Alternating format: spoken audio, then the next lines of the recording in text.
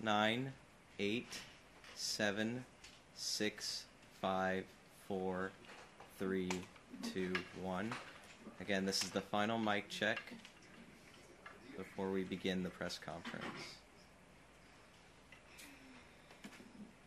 Good? Good, Ed? Good, yeah.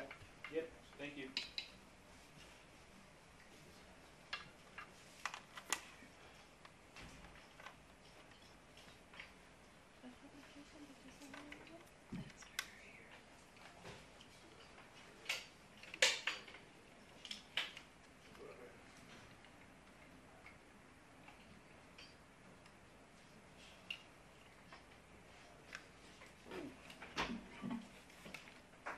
One of these days, you remember that. We do it all the time. All the time. Never fails.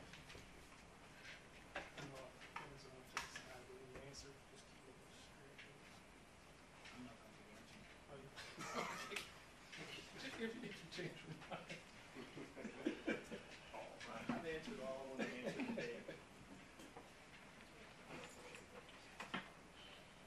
What's the story with you? What's the latest and greatest? Nothing. ¿Estás casada otra vez? No, no gracias. I'm allergic to that. ¿Y allergic to To marriage? Yes. marriage? Yes. ¿Hombre también? No, ¿No? no, no. Pero no me ha hallado uno como tú, Manuelito. There's plenty, I've got plenty of brothers in Christ that are like me. You have to start going to church. I do go to church. Sure. Oh, there you go. Ya está listo, ya halfway there. ¿Que no ves que le estoy tratando de quitar el chamuco al chiquito? No. Tiene chamuco. ¿Tienes mucho? No, chamuco. Chamoco, ¿qué es ese? Chamuco, the devil. El diablo. Sí, siempre le digo, Chamuco. hijo, écheselo el agua bendita. Because our church has like it has like a fountain. And I go, mijo, go get your water. ¿Qué iglesia? St. Joseph's in Arlington. St. Joseph's in Arlington. I go to St. Joseph's up here. Oh, you live in Plano? No, in Richardson. In Richardson. Right down the street.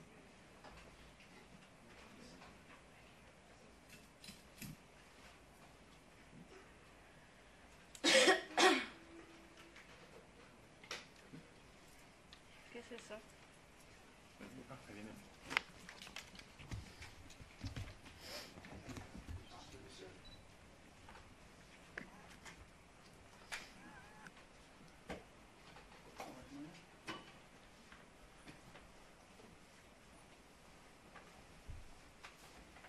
Give me a favor, bro. You're gonna need to wet down and get out of there.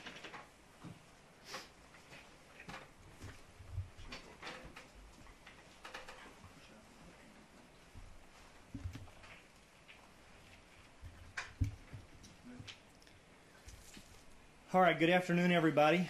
My name is David Tilley. I'm the Public Information Officer for the Plano Police Department. Thank you for coming out this afternoon. I want to start off by making some introductions. To my immediate right is Plano Police Chief Gregory W. Russian. Next is Collin County District Attorney Greg Willis. Next to him is Collin County First Assistant Bill Werski. To his right is Assistant Chief Brad Fortune, and then to his immediate right is Assistant Chief Dan Curtis. Also in the back we have Deputy City Manager Mark Israelson here joining us as well. Just to lay down some ground rules, there's some new information that we do have. Please understand that this is an ongoing investigation. There is a lot of information that we're just not able to share at this moment. Hopefully in the future we'll have more information for you. Chief Russian will cover some of that stuff, but again, just please be respectful and understand that this is a major investigation that's being conducted by our detectives as well as the Texas Rangers investigation. So with that said, I will turn it over now to Chief Gregory W. Russian. Good afternoon. I'm here today to discuss the mass casualty shooting that occurred in Plano last night. Please keep in mind, as was mentioned, this is still very fresh and a very active investigation. We're still out there at the scene, processing the scene. We have witnesses still to interview, so we don't want certain information released that could impact those interviews. Also, the next of kin are still being notified, and of course we want to give them ample opportunity to then notify their loved ones when they are notified. So we have to be sensitive to that as well. Let's start from the beginning. Yesterday, September 10th, 2017, at about 8 p.m. we received calls from citizens of multiple shots fired at a single-family residence in the 1700 block of West Spring Creek Parkway in Plano. Our first officer arrived in just over 2 minutes after the call was dispatched. He approached from the rear of the residence. He heard gunshots inside the residence. He observed shooting victims down in the backyard, quickly understood exactly what was occurring. He immediately engaged the armed suspect who was inside the residence and shot and killed the suspect to stop the shooting. Responding officers immediately gave life-saving measures, CPR for victims until fire rescue arrived to take over those tasks. There were a total of 9 gunshot victims discovered at the residence. 7 of these were deceased and 2 were transported to the hospital. One of the 2 transported to the hospital later was also pronounced deceased, bringing the victims total to 8 deceased. All victims were adults. The crime scene was confined to the property, and this is an isolated incident. The suspect had ties to that residence, and we are not looking for any other suspects in this matter. The case is being investigated, as Officer Tilley said, by the Plano Police Department with the Texas Rangers, who are doing the officer shooting investigation portion of that. This is a practice that's become common around the country where agencies do not work their own police shootings. This is the second such shooting we've had where they've worked our officer-involved shooting. The Texas Rangers are highly skilled investigators in the investigative branch of the Texas Department of Public Safety. The Plano Police Department is also conducting its own administrative investigation through our professional standards unit. The officer has been placed on administrative leave with pay pending the investigation. And of course, this is standard policy we do in all of our investigations, as other departments do as well. I would ask everyone here today to keep the family members and loved ones of the shooting victims in your thoughts and prayers. This is a very difficult time for them, for the first responders, and for our entire community. We'll continue to release information as it becomes available, as it will not impact the investigation. With that, we'll take a few questions. Chief, how is your one living victim doing in the hospital as best you can? I don't have a status on the victim. David, do you have a status? I do not, sir. Chief, was there some indication that there was a previous call down the street at a location that was tied to this case? Can you explain that if you have those details? I don't know that we've established and figured that out yet. David, do you know any more about that? No, that's still being looked at, and that's part of what was reported to us, but at this point we're still looking at it as their connection on that. So if you don't have clarity on that, then was this from, well, I'll let you explain. What was it on the call? Was it a domestic dispute call initially, or just gunshots fired? Explain it. Well, we know that the shooter was related to that property, or had been related to that property.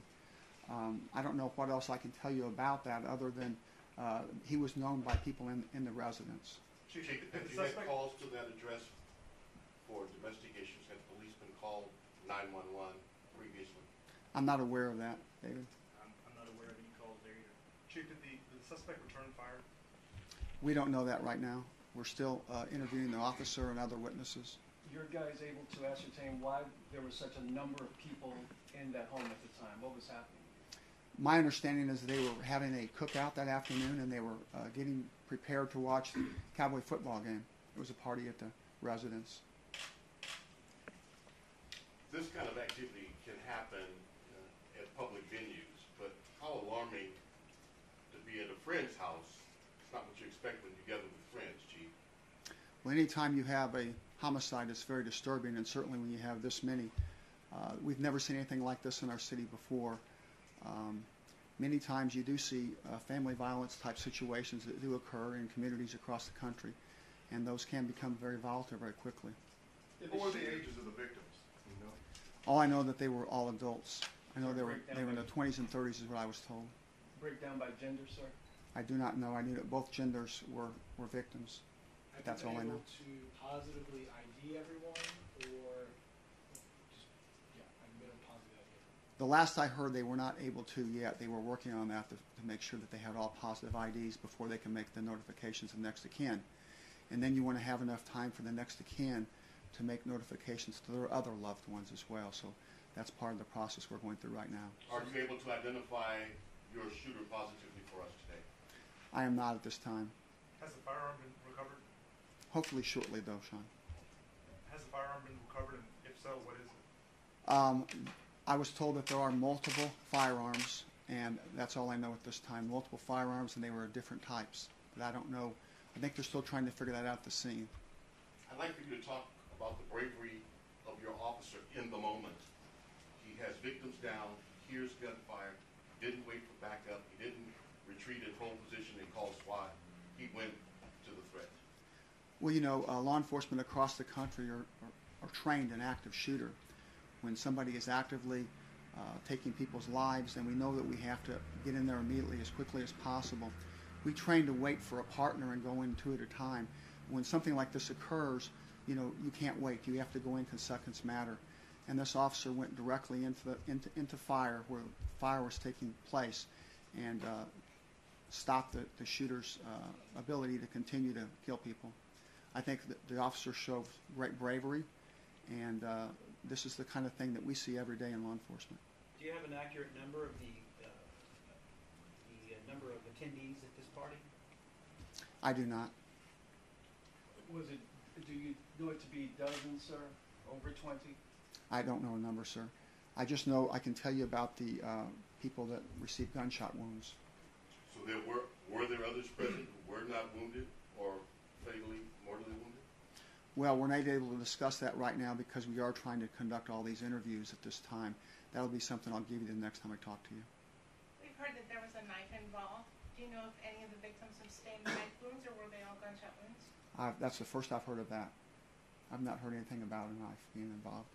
I haven't heard anything. No, just firearms. Chief. Previous threats to anyone in that home? I haven't had any chance to look at any history, premise history, or anything like that and research it. Y'all got to understand that this is still very early in this investigation.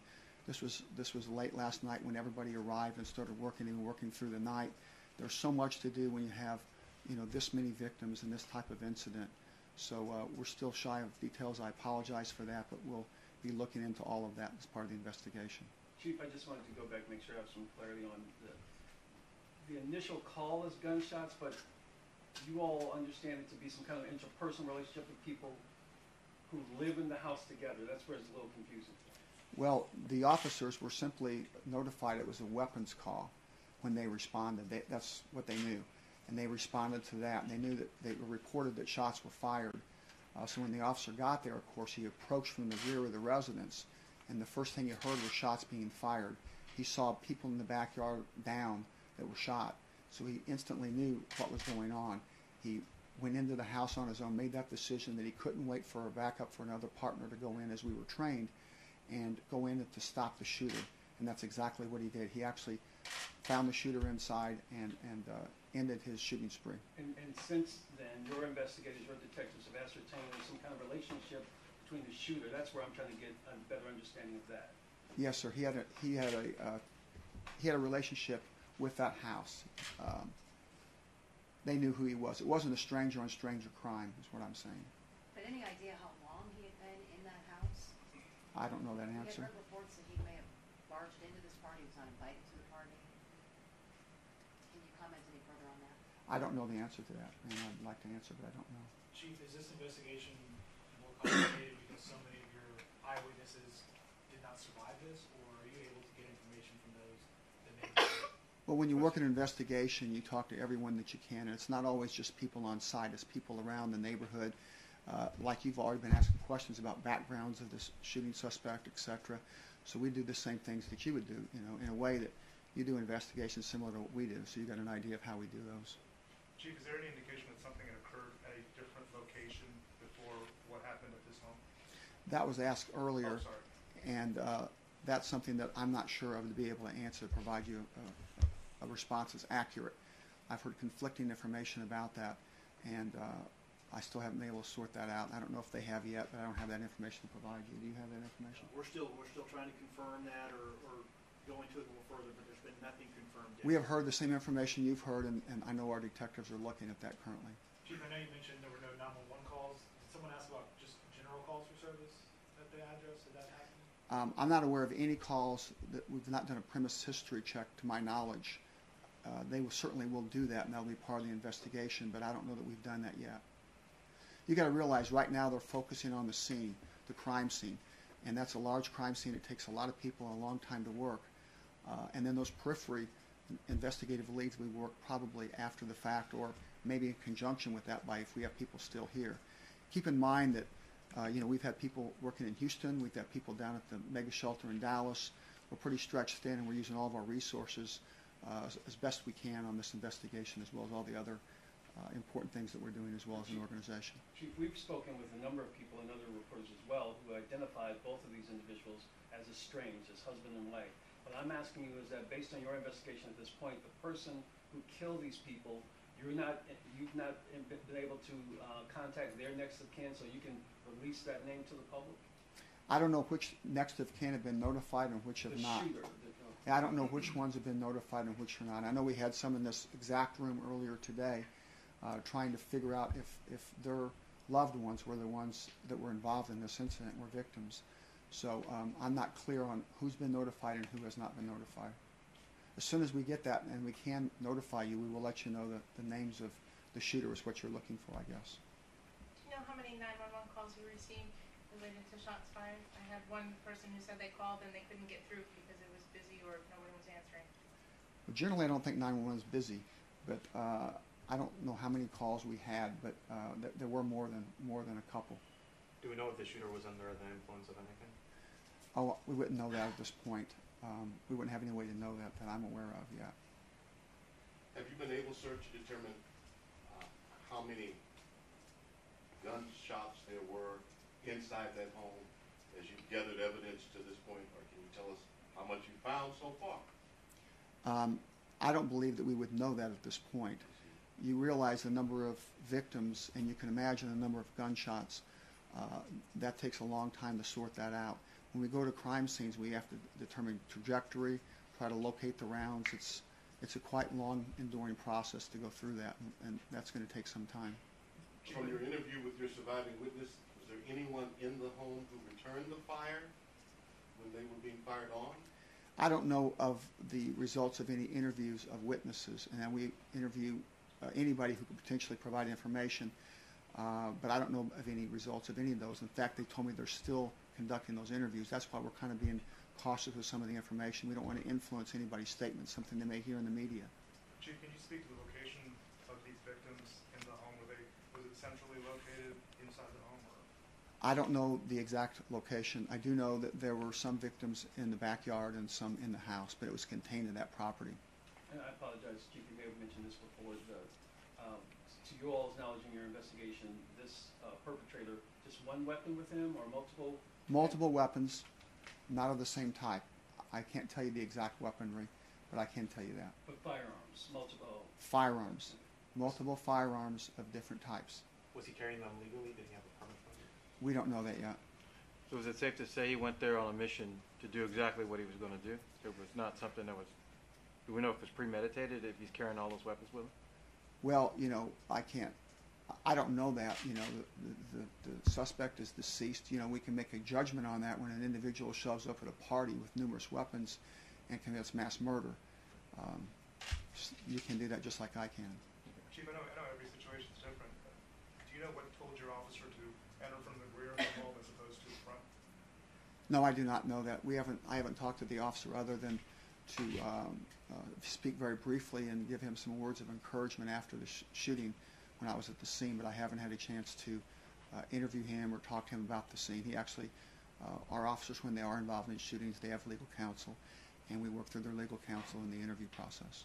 Quick clarification. Have any of the interviews taken place with anybody who was in the home when this incident started, or have the interviews that are ongoing been people outside the home, neighbors? Once again, I don't micromanage these investigations. I'm not there all the time, and they're going in a lot of different directions. I don't know who they've interviewed and who they haven't interviewed. I don't know all the leads that they've interviewed. I apologize, but I don't know that right now. And it's going to take probably some time to get that together. I would probably venture that there's very few people out there, maybe one or two, that would even begin to know all the people that they're interviewing, because generally you'll make assignments and they'll do different things, and they may interview several people before they report back. So it's still ongoing. It's still fluid, like I mentioned earlier. So it's very fresh. I'm not good with numbers. I want to make sure I'm right, Chief, so forgive me. Please. Being ignorant. We have 7 plus the shooter, or 8 plus the shooter? Total of 8 victims, including the shooter, or 9? We had 7 at the scene that were deceased, victims, plus the shooter was 8. We had 2 taken to the hospital. 1 victim died in the hospital, so we have 8 witnesses. 8 victims that were killed, and then we have the shooter, which is 9. Today is Monday. That street is a major thoroughfare. How much longer will it be blocked off to the people trying to get up and down Spring Creek? Well, we hope to reduce that perimeter down in the future, but we are going to keep that house for quite some time until we get full investigation. We don't want to have to release it and then go back in there. So a lot of times we will wait until after the autopsies, etc. But I would expect it to be open by tomorrow, sometime later today or tomorrow, the main roadway. We've got time for a couple more questions. And Chief, I just want to be clear, to your knowledge at this point, nothing your investigators have shared with you suggests that this individual police called about his location down the street at a bar with a gun and a knife. You heard no connection to that at all? I've never heard the knife. I did hear something about a bar, as I mentioned earlier, but I don't know if that's related or not. I think they're still looking into that. I haven't heard any resolution. I've actually heard conflicting information on that, so until they get it sorted out, I really can't say. Can you talk about the investigation and whether it changes at all because the suspect that you have is dead and there won't be any criminal proceedings? No, we are going to do a thorough investigation regardless of the condition of the suspect. We also are going to, the Texas Rangers are looking also at an investigation involving the officer and the officer-involved shooting. The DA's office will be involved in that, possibly through the grand jury process. And we are going to do our own internal affairs investigation to ensure that the officer acted appropriately. And we look for more than that. We also look for lessons learned and how we can do better as an organization, policy issues, etc. Chief, one last question, or my last question. This doesn't happen, and it's probably a lot thing you're thinking about, but this doesn't happen in Plano. How much do you think about that? Well, I've thought a lot about it since last night, I can assure you. We're one of the safest cities in the country. We've never had a shooting of this magnitude. We've never seen this many victims before. It's just a terrible event, and our hearts go out to the family and to the loved ones, and I hope everybody out there keep all of them in your thoughts and prayers. All right. Thank you, Chief.